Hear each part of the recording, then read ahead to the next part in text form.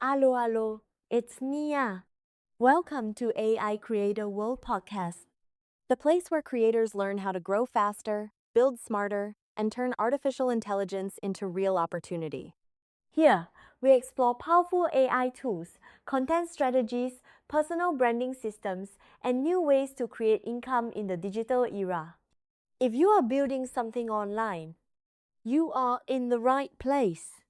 Let's begin. What if I told you the exact reason your AI influencer account stopped growing last week is basically because your content is just too perfect? Right. It sounds completely backward. Yeah, think about that for a second. Yeah. I mean, we spend all this time engineering the ultimate digital persona, right? Yeah. We're optimizing the rendering, smoothing out every single pixel and, scheduling everything to the absolute millisecond. And according to this leaked internal guide we're unpacking today, the algorithms are actually actively hunting down and penalizing that flawless consistency. Yeah, it is.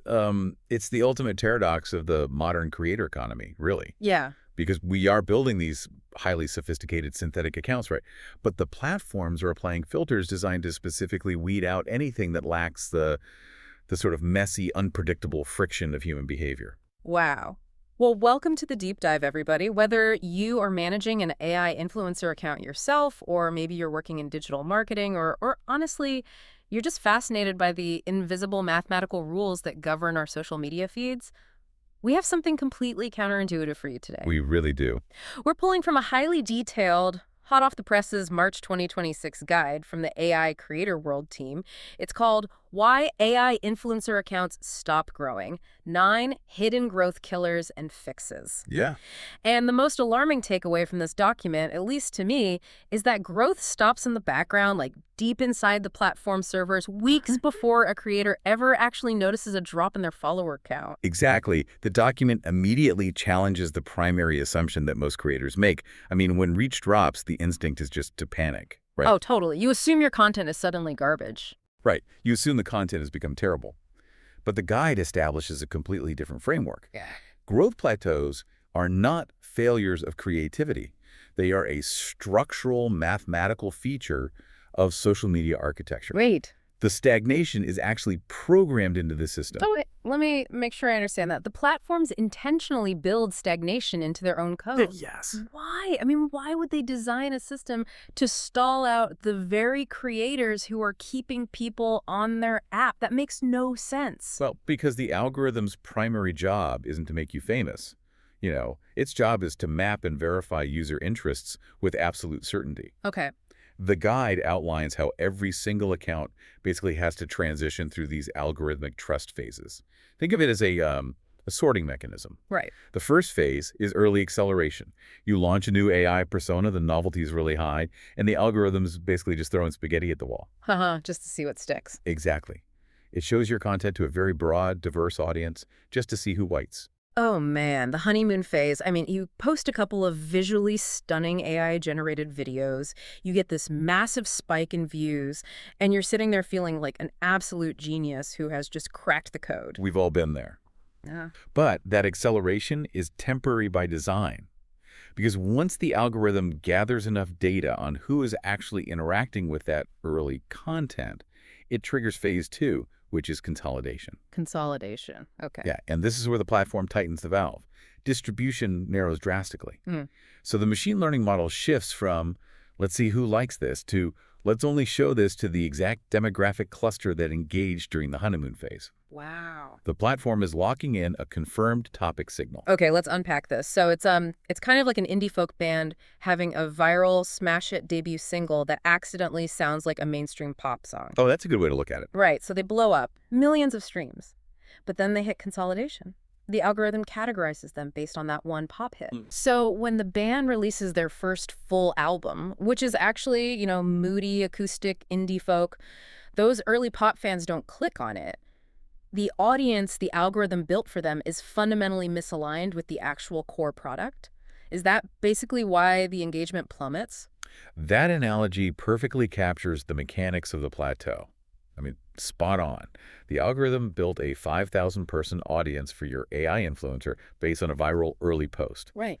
But maybe that viral post was successful because of a trending audio track, right? not the AI persona itself. Oh, of course. That happens all the time. Right. So when you post your standard niche-specific content the next week, those 5,000 followers just scroll right past it. Mathematically, the algorithm interprets that ignored post as a massive failure. That's brutal. It is. It sees your own confirmed followers ignoring you, which depresses your overall account engagement rate, and then that triggers a system-wide restriction on your broader distribution. It's a completely vicious loop. I mean, you're basically being punished for your own early success because you brought in a partially misaligned crowd, and now the system just thinks your content is dying. Exactly. And the guide points out that creators usually miss this until it's way too late. But there are early warning signs, right? Like the data points that shift way before the follower count actually drops. Yeah, and spotting the leading indicators is the entire game. If you wait for the lagging indicators like a drop in total followers, the algorithm has already categorized your account as low interest. And getting out of that is tough. Oh, digging out of that specific database categorization is incredibly difficult. Okay, well, let's look at what the guide says we should be watching for. Listeners, if you're checking your stats and you see 2 or more of these within a 2-week window, you are in an active growth stall. Yeah, grab a pen for this. Seriously. First, declining reach per post despite maintaining a consistent posting schedule. Second, falling watch-through rates on your short-form video. Third, dropping save rates on your carousels. Fourth, a widening follower-to-engagement ratio, meaning, you might be gaining followers, but your absolute number of likes and comments is staying flat or dropping. And fifth, profile visits from non-followers are trending down. That fourth metric is the silent killer, really. A widening follower-to-engagement ratio. How so? Well, let's say you have 5,000 followers and you regularly get 200 engagements. It's a 4% engagement rate, which is solid. Right. If a viral reel pushes you to 10,000 followers, but you are still only getting 200 engagements, your rate just plummeted to 2%. To the human eye, you doubled your audience and you feel great. You're popping the champagne. Exactly. But to the machine learning model, your content quality just dropped by 50%. That is terrifying. It literally means growth can be the thing that kills your growth if the new audience isn't highly targeted. Yeah, it's wild. So, how do we fix this? The guide breaks down 9 hidden growth killers, and the first major trap they identify is all about aesthetics versus narrative. Specifically, how the tools we use to build AI creators are actively setting them up to fail. Right. And the foundational issue here stems from a desire for quality. AI image generators, whether you are using advanced diffusion models or specialized character engines, they've become incredibly sophisticated at locking in character consistency. Right. A creator can generate hundreds of images where the AI persona looks identical down to the freckles. Which, honestly, a year ago, that was the holy grail. I remember the whole challenge of early AI influencers was that they looked slightly different in every frame, which totally broke the illusion. Exactly. So creators spent months learning how to build these super rigid prompt structures just to ensure the face, the hair, and the body type never wavered. Right, but the unintended consequence of mastering that consistency is that it inevitably bleeds into extreme predictability. Right. Creators find a specific prompt structure that yields a flawless photorealistic result. They find a lighting palette that works. They find a composition, maybe a medium close-up, slightly off-center, soft window light that looks great. And then they just use that exact structural prompt for every single post, just changing the outfit or the background slightly. And from a psychological standpoint, predictability is just the absolute enemy of attention. 100%. I mean, the human brain is an incredibly efficient prediction machine. If I'm scrolling on my phone at 90 miles an hour and my visual cortex recognizes the exact lighting, framing, and color palette of your post within 10 milliseconds, my brain already assumes it knows what the content is. Yep. It totally bypasses the conscious decision to stop and process the image. The guide specifically notes that predictability suppresses the scroll-stopping reflex. When every post looks aesthetically uniform, you are actively training your audience's neural pathways to ignore you. And you can actually diagnose this by looking at your short-form video watched through times. If you use the same opening visual hook format, and the retention curve drops off a cliff in the first 2 seconds, the audience isn't leaving because the video is bad. They're leaving because their brain categorized it as already seen. Flawless, but entirely invisible. That's crazy. So if the algorithm is punishing this visual monotony, how do we introduce variety without breaking the core identity of the AI character? I mean, if I change the prompt too much, the AI stops looking like the persona I spent months building. Right, and that's the fear. But the guide offers a highly structured solution to this, the forward format variation strategy. Okay. It is designed to force visual novelty into your feed while preserving character consistency. The mechanism here isn't about changing who the character is, but entirely shifting the lens through which the audience experiences them. Okay, let's walk through a hypothetical application of this. Let's say I run an AI influencer account. Her name is Maya, she's a neon cyberpunk DJ, and I post 4 times a week. How does the 4-week variation schedule actually change my day-to-day workflow? Okay, so under the old model, you would probably just post 4 medium shots of Maya in different neon clubs, Yeah, right? pretty much. Under the new strategy, you manipulate the format variables systematically. So on Tuesday, you drop a short-form video, but you completely change the psychological hook. If you normally use a curiosity gap where you withhold information to make them watch, like the secret to mixing synthwave is, you switch to a pattern interrupt. Like what? You start the video with a visually jarring extreme close-up of a synthesizer cable being unplugged, creating immediate confusion that demands resolution. Oh, I like that. So I'm jolting the viewer's brain out of its scrolling rhythm before they even see Maya's face. Precisely. Then, on Wednesday, you publish a multi-slide carousel. But instead of your usual title slide with Maya posing, you use a text-heavy brutalist design for the opening slide and push the character imagery to slide 2. Change the flow? Exactly. On Thursday, you change the environmental lighting entirely. You take Maya out of the dark neon club and put her in harsh, overexposed midday sunlight on a concrete rooftop. Okay, wow. And then on Saturday, you post a static image, but you alter the camera angle.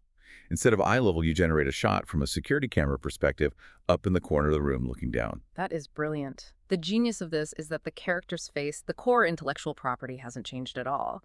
But the specific visual data hitting the user's retina is completely different every single time. It literally forces the brain to pause and process the image instead of just filtering it out as background noise. Yeah. By rotating these formats, hook styles, slide structures, lighting environments, and camera angles on a rigid 4-week cycle, you artificially manufacture novelty. You give the algorithmic image recognition software and the human eye something completely new to categorize. But, even if you vary the camera angles perfectly, there's a deeper trap the guide identifies. You can change the lighting all you want, but if the character inside the frame never actually changes as a person, you still hit a wall. Yes. The guide calls this the lack of human-like evolution.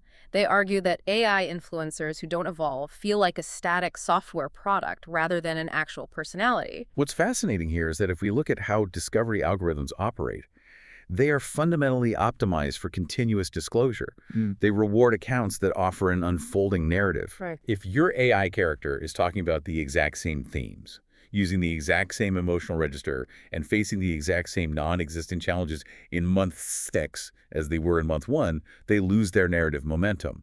A static character produces diminishing returns because there is literally no psychological incentive for the audience to check back in tomorrow. Which leads to the guide's proposed fix, the 90-day narrative arc. They suggest mapping out a specific evolutionary timeline, like month 1, establish a new goal, a challenge, or a vulnerability. Month 2, document the progress, the inevitable setbacks, and the evolving emotional perspective of the character. Month 3, offer a resolution, a reflection, and a setup for the next cycle. But I have to push back on this because it sounds incredibly risky to me. If the audience knows this is an AI and the guide assumes transparency is the norm, giving an algorithm a struggle or a setback feels a little like writing a soap opera. It does feel that way to a lot of people. Yeah. Right. Like if Maya, the AI DJ, posts about how she is struggling with creative burnout, doesn't that risk feeling completely cynical and inauthentic to a human audience? Like, oh, poor AI, did your graphics card overheat? Ah, right. It is the most common hesitation creators have. It feels inherently fraudulent. But the data in the report reveals a fascinating quirk of human psychology. Character evolution posts, even for disclosed AI personas, consistently earn the highest comment rates across all content types. Wait, really? Yes. And the reason is that genuine emotional investment from an audience isn't dependent on the creator being biological.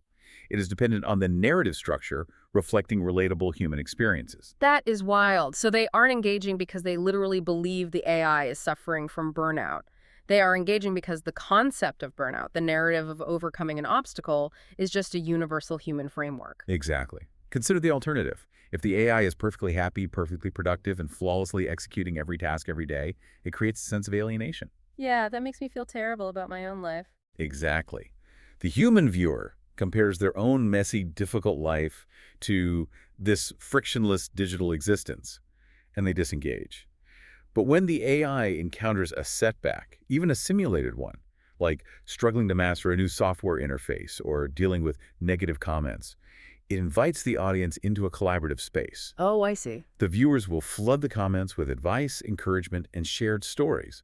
They willingly suspend their disbelief because the emotional resonance of the narrative is real to them. You aren't faking humanity. You are utilizing the deeply ingrained structures of storytelling that human beings have responded to since we were sitting around campfires. The audience actually wants to play along with the story. And from an algorithmic perspective, Yeah. that playing along generates massive dwell time in the comments section, which signals to the platform that this post is highly engaging, triggering wider distribution. That makes a ton of sense. So to avoid the character trap, you have to break visual predictability with the 4-week format strategy, and you have to break narrative stagnation with the 90-day arc. But let's say you mess that up. You get lazy, you bore your audience with repetition. The guide explains that the algorithm doesn't just stop promoting you, it quietly throws you into an algorithmic penalty box. And this is all about suppression and automation. Yeah, the term creators often uses shadow banning, which usually implies like a rogue engineer actively hiding their account in a dark room somewhere. The boogeyman. Exactly. But the guide clarifies that this is almost always a soft suppression effect. It is not a punishment. It is the cold, mathematical consequence of sustained below-average engagement velocity. Engagement velocity. Okay, let's unpack the mechanics of that. That isn't just about how many total likes a post gets, right? It's about the speed at which those interactions occur. Specifically, it is the platform measuring the time gaps between interactions in the first few minutes after a post goes live. The machine learning models prioritize content that earns fast, continuous engagement. If your posts consistently suffer from slow initial momentum, long gaps between likes, no immediate comments, the algorithm adjusts its risk profile for your account. It decides your content is likely boring, so it begins testing your future posts against smaller and smaller initial audiences. It's risk mitigation for the platform. I mean, they don't want to serve potentially boring content to a massive audience and risk those users getting bored and closing the app entirely. Exactly. And the tragedy of soft suppression is the compounding mathematical spiral. How does that work? Well, if the algorithm only tests your new post on 50 people instead of 500, the total maximum number of early engagements you can possibly receive shrinks drastically, which means your engagement velocity will look even slower to the algorithm. Oh, no. Which means the test audience for your next post will be reduced to 20 people. You are caught in a death spiral, and it's driven entirely by automated risk assessment. The guide actually lists a series of bad habits that accelerate this spiral. Things that seem totally harmless, but actually train the algorithm to suppress you. Right. Publishing outside of peak activity windows when your followers are asleep.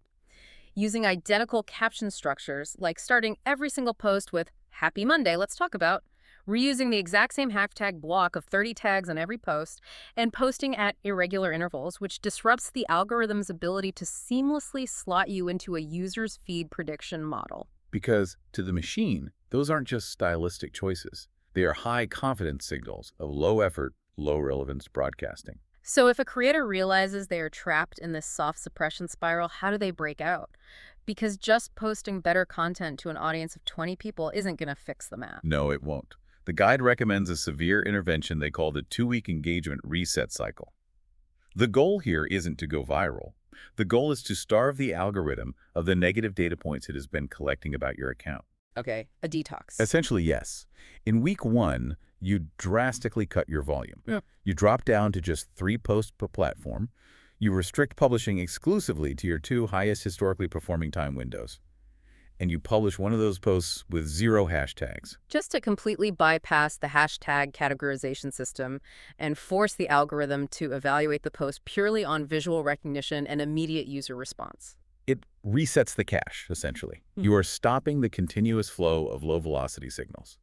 Then, in week 2, you publish one single, high-investment, hook-optimized piece of content designed specifically for share behavior. Not likes, not comments, but shares. Exactly. Shares.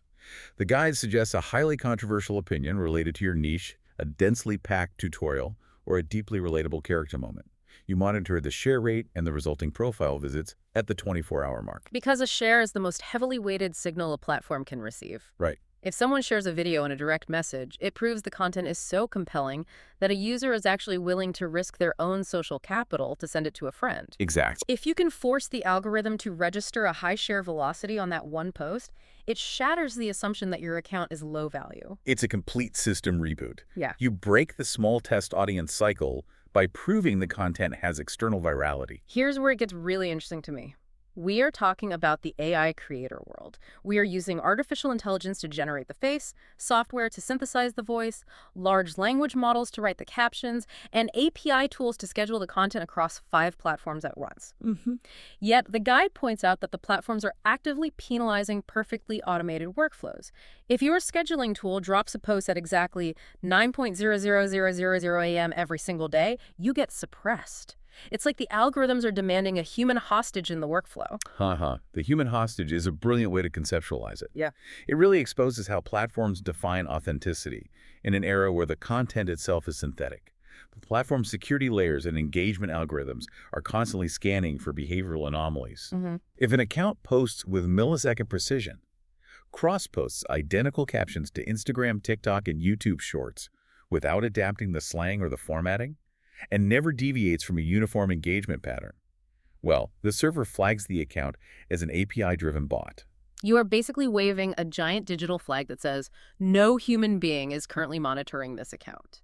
And since the platforms want to foster human connection to maximize dwell time, they quietly throttle any account that behaves like a server script. Exactly. Automation software is essential for scaling, but the platforms require you to inject chaotic human noise into the pristine automated signal. The guide's fix is the hybrid manual AI workflow. It is about intentionally adding friction back into your process. So if I'm using a scheduler, I can't just set it and forget it. The guide breaks down how to fake, or rather actualize, this human friction. First, you can schedule the most, sure, but you must manually open the app and reply to the first batch of comments within 1 to 2 hours.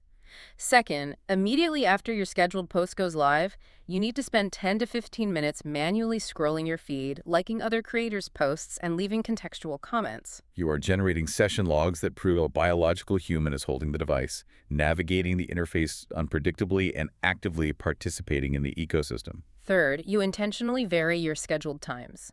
If your peak window is 9.07 a.m., schedule Monday for 8.47 a.m., Wednesday for 9:12 a.m., and Friday for 9.04 a.m. Break the rigid cron job timing. Yes. And fourth, you have to write custom captions natively for each platform. You can't use TikTok terminology on an Instagram post without the algorithm detecting the lack of platform-specific cultural awareness. It requires creators to realize that the product isn't just the video file. The product is the holistic behavioral footprint of the account. Okay, let's pivot to the next major area. You can vary your formats, you can run a 90-day narrative, and you can manually comment to prove you are human. But the guide makes it very clear that if your underlying analytical strategy is flawed, you will still plateau. This is all about the strategy disconnect: quality, data, and drift. The overarching theme of this section is that algorithmic distribution is entirely dependent on sustained baseline metrics. If your core strategy dilutes those metrics, the platform becomes fundamentally confused about your value. Let's start with the big one: declining engagement rate, or ER. The guide states that ER decline is a cascade failure. It's both the symptom and the cause of a plateau. Let's walk through the mechanics of that cascade. It basically operates like a leaky bucket. Let's say your engagement rate drops slightly because a post didn't land. The algorithm notices the drop and slightly narrows your distribution on the next post. Makes sense. Because distribution is narrowed, your content is shown to fewer peripheral users, meaning fewer new followers discover you. Without the influx of high-enthusiasm new followers, your engagement relies entirely on your older audience, who naturally fatigue over time. Right, they get used to you. Exactly. This drops your engagement rate even further, triggering another algorithmic restriction. And the guide actually provides some sobering 2026 benchmark thresholds to let you know exactly when your bucket is leaking too fast. Instead of rattling off all the numbers, let's just look at a prime example. If you have a nano account on Instagram between 1,000 and 10,000 followers, your absolute target ER needs to be between 3.5% and 8.0%. If you drop below 2.0%, you are in the algorithmic danger zone. What is most valuable in the guide isn't just the benchmark, though, but the diagnosis of why accounts fall below it. Almost universally, the root cause is that a creator's posting frequency has exceeded their production quality capacity. This is the trap of the daily grind. Every social media guru online says post 3 times a day. So creators force themselves to meet a quota.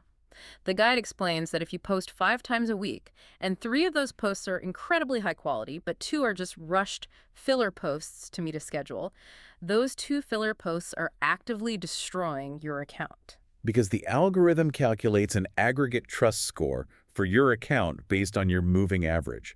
The platform doesn't differentiate and say, well, their Tuesday post was brilliant, we'll forgive the terrible Thursday post. It's not a human judge. Right. The Thursday post mathematically dilutes your 30-day average engagement rate. When that average drops below the tier threshold, your entire account is penalized. The fix is a radical shift in mindset. Retention-first content design. You have to establish a non-negotiable quality floor. If you only have the creative bandwidth to produce 2 phenomenal posts a week, you only post twice a week. The guide's checklist for this quality floor requires that every single post has a deliberately tested psychological hook, intentional variation in visual composition from the previous post, and a specific contextual call to action that goes beyond just link in bio. You are prioritizing the integrity of your average ER over the vanity metric of your total post count. But, maintaining quality doesn't really matter if the algorithm doesn't know who to show it to. Which brings us to niche saturation and positioning drift.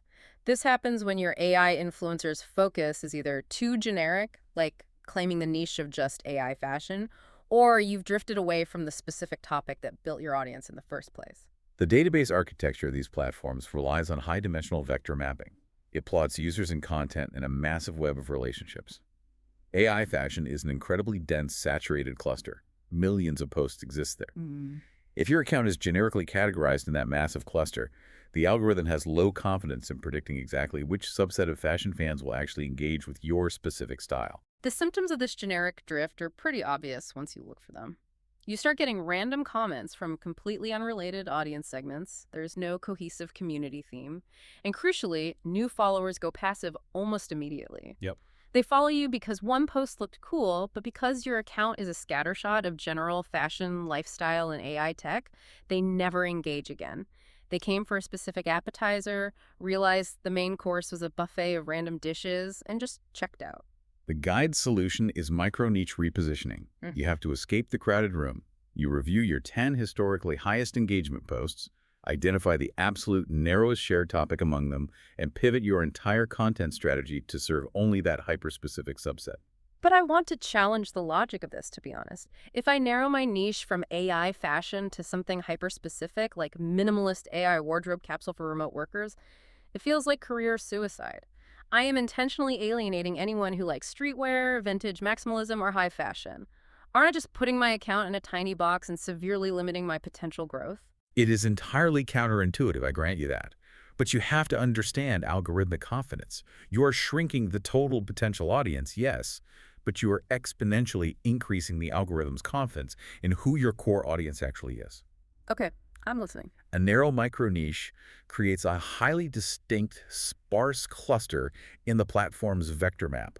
When you post about a minimalist capsule wardrobe, the algorithm knows with near 100% certainty exactly which 50,000 users obsess over that specific topic. Oh, wow. So it's not about trying to appeal to 10 million generic fashion fans who might scroll past. It's about signaling so clearly that the algorithm can instantly connect you with 50,000 diehard minimalists who will watch, save, and comment on every single post. Precisely. The guide notes that committing exclusively to this micro-niche for 3 weeks will temporarily dip your overall reach, but within 4 to 6 weeks, you'll see a massive spike in high-quality distribution because the algorithm finally trusts your topic signal. Specificity breeds distribution. That reframes the entire concept of niching down. It's not about the audience. It's about giving the machine clear instructions. And to give clear instructions, you have to actually understand your own data. The guide points out that most creators rely on intuition-driven strategy. A post goes viral, and the creator thinks, I just have a great gut feeling for aesthetics, but they have absolutely no idea why it actually worked. If you do not know the mechanism of your success, you cannot systematically replicate it. You are just pulling a slot machine lever and hoping for matching symbols. The guide stresses that you have to look past the vanity metrics of likes and followers and focus on diagnostic metrics. Let's break those down because this changes how you look at a dashboard. If you look at your watch-through rate, you aren't just seeing how long people watched, you are diagnosing the effectiveness of your hook and your pacing. If you look at your save rate, you are diagnosing the educational density or the utility of the post. If you look at your profile visit rate, you are diagnosing how effective that specific piece of content was at driving discovery. They are diagnostic readouts of the engine, telling you exactly which part is misfiring. To utilize them, the guide details an 8-week testing cycle. The critical rule of this cycle is isolating variables. Right, because if you change the lighting, the hook, the music, and the time of day all on one post and it goes viral, you have zero idea which variable actually caused the spike. Exactly. So the 8-week cycle is highly methodical. Weeks 1 and 2. You test nothing but posting time windows. Keep the format, the hook, and the character identical. Control the variables. Right. Weeks 3 and 4. You lock in the best time window, and now you test hook styles, comparing a visual pattern interrupt against a text-based curiosity gap. Weeks 5 and 6. You lock in the hook and test structural formats like a quick-cut reel versus a slow-paced tutorial. Weeks 7 and 8. You test caption calls to action. It is the scientific method applied to social media. It requires incredible discipline to not constantly tweak things, but it replaces guessing with mathematically grounded optimization. And once you have that data dialed in, and you've found your micro niche, you arrive at the final frontier. Theme 4. Community versus cash. Yeah, the big one. Because you can have all the algorithmic trust in the world, but if you don't build a genuine relationship with the audience, you can never sustainably monetize. This section focuses on the difference between broadcast behavior and community behavior. Broadcast behavior is a one-way street. I publish, you consume, I publish again. Community behavior relies on engagement loops. My content prompts a reaction from you. Your reaction informs my next piece of content, which deepens your investment. The guide identifies a weak engagement loop through a very specific data signature. If you have high reach, lots of views, but near zero direct messages, and your comment rate is a tiny fraction of your like rate, you have a weak loop. People are passively double-tapping the screen as they scroll by, but they aren't stopping to interact. And we have to look at the mechanics of why platforms value comments so highly. It isn't just about the text. What do you mean? When a user stops to type a comment, the keyboard covers half the screen, and the video continues to loop in the background while they type. That action artificially skyrockets the watch time and the overall session dwell time. A comment is essentially a massive multiplier for your retention metrics. Oh, man.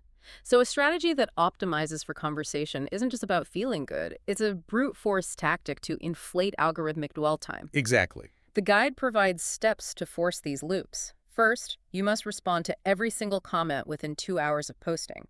That fast response often triggers a notification on the user's phone, pulling them back into the app, which the algorithm rewards massively. Second, post one dedicated question reel per week content designed specifically to solicit a debate or a personal story in the comments. My absolute favorite tactic from the guide is converting top comments into entirely new pieces of content. Take a substantive question from a follower, screenshot it, and make a dedicated video answering it. I love that. It elevates the follower to a co-creator and proves to the broader audience that their participation yields tangible influence over the AI's narrative. The data backs this up too. Nano and micro accounts that utilize these conversation loops maintain engagement rates 2 to 3 times higher than pure broadcast accounts. You build this massive reservoir of community trust, which is vital because if you trip the final growth killer, you will drain that reservoir instantly. Growth killer number 9, monetizing too early. This is the most financially devastating mistake a creator can make. They grind to reach 10,000 followers. They get their first sponsor email, and they immediately start dropping affiliate links and dedicated promo posts. And the guide details exactly how the platforms weaponize their architecture against this. The algorithms use natural language processing to scan captions and video text. If they detect terms like link in bio, discount code, or sponsored, they apply a commercial fractional multiplier to your reach. The platform doesn't want you driving users away to a third-party checkout page, so they actively throttle commercial content. Furthermore, when the audience senses that commercial filter, their engagement drops. They stop saving the posts, they stop sharing, and your metrics just tank. If we connect this to the bigger picture, to survive that commercial throttling, you need massive algorithmic trust. The guide provides a rigid benchmark. You must hold a consistent engagement rate that is above your tier's average threshold for at least 60 consecutive days before introducing a single monetized post. Let's explore the logic of that 60-day window. Why 2 whole months? Because the machine learning models that assign your account's trust score don't update instantaneously based on one good week. It takes roughly 8 to 10 consecutive posting cycles, around 60 days, for the rolling average of your high engagement to fundamentally overwrite the historical data in the platform's database. Oh, I see. If you monetize before that new baseline is locked in, the subsequent drop in engagement will pull your average right back down into the penalty box. It is a massive test of patience. To help creators survive it, the guide outlines an authority-first monetization roadmap. Phase 1 is days 0 to 90. Absolute zero monetization. You spend 3 solid months doing nothing but building engagement loops, dialing in your micro-niche, and pushing your ER above the benchmark. You're basically filling the bank account of trust. Right, and phase 2 covers days 90 to 180. This is the soft monetization phase. You do not make dedicated promotional posts. Instead, you embed affiliate links passively within highly educational, utility-driven content. The core value of the post remains the education. The monetization is strictly a byproduct. And phase 3 is 180 days and beyond. This is when you finally introduce dedicated brand partnerships.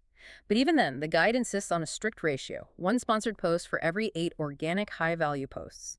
You have to maintain that 1:8 ratio to ensure your organic content continuously repairs the slight engagement damage caused by the commercial post. It is an incredibly long game. Yeah. But it is the only mathematically proven way to build a sustainable commercial engine without cannibalizing the audience that powers it. Okay, we have covered an immense amount of ground today. We've gone from algorithmic trust phases to the psychology of visual predictability to the mechanics of engagement velocity to the vector mapping of micro-niches.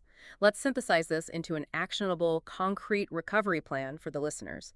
The guide offers a root cause test to help creators diagnose their specific illness before prescribing a fix. Diagnosis before iteration is critical.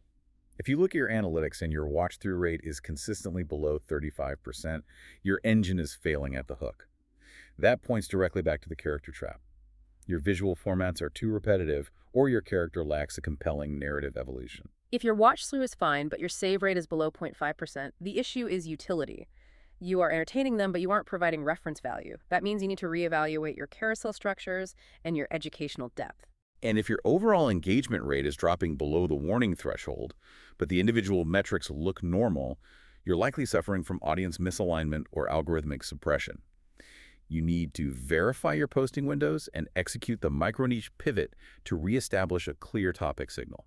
And finally, if your engagement rate is actively bleeding out, but your posting quality haven't changed at all, you need to audit your workflow for over-automation patterns that trigger the bot filters, or check if you violated the 60-day monetization rule. Once you isolate the specific root cause, the guide provides a definitive 7-day engagement reset plan to break the stall. This is the practical application of everything we've discussed. Day 1 is pure data collection. You audit your last 20 posts, you don't guess, you write down the exact ER, watch-through rate, save rate, and exact time of publishing for each post. Day 2, you run that data through the root cause test to identify your primary bottleneck. Day 3, you execute a targeted strike.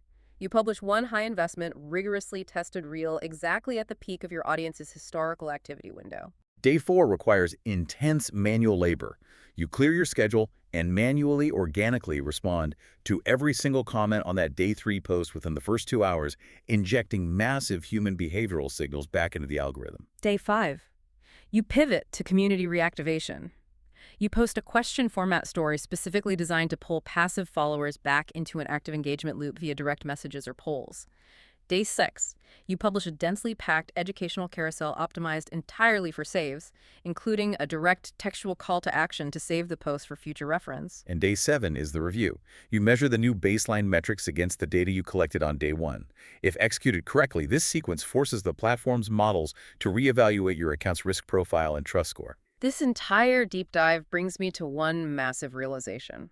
When an account stalls, creators almost always internalize it. We think, I've lost my touch, my art isn't resonating, the audience hates me. But growth plateaus are a diagnostic puzzle, not a creative referendum. The creators who survive and scale aren't necessarily the ones with the most brilliant creative instincts. They're the ones with the discipline to treat their account like an engineering problem. They measure the metrics, diagnose the algorithmic friction, and systematically apply the structural fix. It is the ultimate differentiator.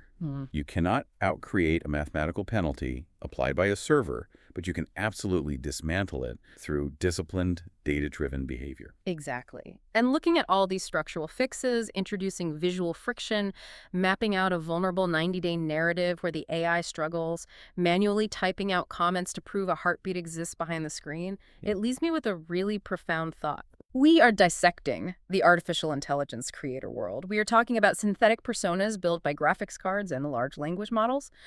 But when those digital accounts fail, the ultimate mathematically proven fix to save them is to make them less predictable, to force them to endure setbacks, to inject messy, manual, real-time human interaction into their perfection. The algorithms demand friction. They do, and it makes me wonder, is the future of AI on social media really about engineering the flawless, frictionless, godlike digital avatar? Or has the algorithm simply quantified our own human psychology? Maybe the ultimate requirement for an AI to succeed is to hold up a mirror to our own deep, enduring craving for vulnerable, messy, authentic human connection. We don't want perfect robots. We want to see ourselves. It is a fascinating paradox. The most advanced machine learning networks in the world have calculated that the most valuable commodity on Earth is still the imperfect human experience. We still just want to connect, even if it's with an algorithm that learned how to struggle. Thank you so much for joining us on this deep dive. I hope you take these frameworks, run that diagnostic test on your own account, and remember that the plateau is just a feature of the system, not the end of the road. Keep learning, keep analyzing, and keep connecting. Thank you for listening to AI Creator World Podcast. If you found this episode valuable, make sure to follow the podcast, subscribe on YouTube, and share this episode with another creator who is building their future online. For deeper guides, AI tools, and step-by-step growth strategies, visit our website at aicreatorworld.net. And remember, in the age of artificial intelligence, creators who learn faster will lead the future. See you in the next episode. Bye!